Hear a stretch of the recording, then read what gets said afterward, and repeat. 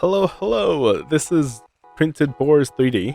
I play a lot of FPS, despite not being very good, but I am also an avid gaming mouse collector.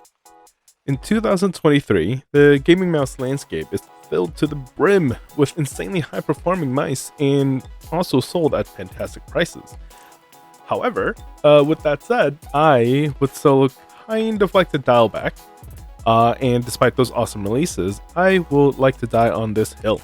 That older gaming mices are still very competitive and worth keeping, buying, or even collecting. And here I have the G603, the battery operated version of the G703, and it is so perfect shape for people who love to palm grip their mice. One of the reasons why I actually like the G603 over the 703 is really the maintainability of the side grips. I find that rubber grips are very difficult to clean whenever you're applying adhesive grip tapes on it. But for the G603, a quick wipe with the alcohol pad and you could get rid of most of the gamer gunk that's accumulated over the times. And then you don't have to kind of deal with the 3M tape mixing with the rubber and having issues cleaning it out and having it all dusty after using alcohol wipes and whatnot. Now, as for the sensor and performance between the G603 and the G703, I physically can't feel the difference despite running a 165Hz monitor. As someone who also has the Death Adder V3 Pro, oftentimes I do kind of go back to the G603. And I would argue that familiarity and comfort of the shape matters much more than the spec of the mouse. Despite having other top-of-the-line performance mouse, such as the Death Adder V3 Pro, or the G Pro X Superline, or the Viper V2 Pro, I still find myself coming back to the G603. Another aspect, and also my raison d'etre, excuse me for my terrible French pronunciation, is that it uses mechanical switches. With all the misgivings that Omrons have, especially back in the days, it still are pretty light and spammable. My copy still is flawless. I haven't suffered any double clicking issues. And even if there were double clicking issues, I could simply just solder on new switches and it is good as new. And also, to be honest, I am absolutely biased as I love repairing mice. I do find that mechanical switches feel a lot better than opticals for now. And there are a lot more tactility choices out there, ranging from the Omrons and to the KO 4.0s and also the Huano type shells. Optical switches are great for longevity. However, I do feel that they are a bit hollow.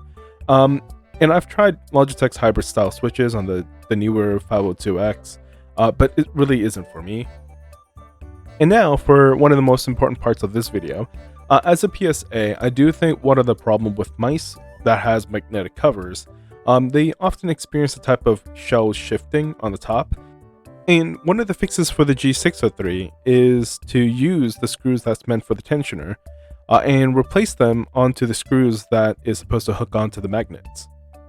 The wider surface area of the screw heads actually locks the whole shell in place, and I personally have done it, and the shell feels snug on top of my G603.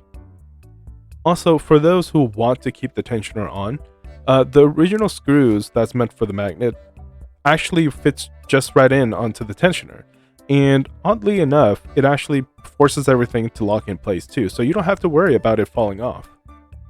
Now, the G603 does weigh roughly 130 grams with two AA batteries. Even with the mod with the tinfoil and also the AA or even just an adapter, it still weighs roughly 100 grams. But removing the tensioner bar, you could bring it down to 97 grams.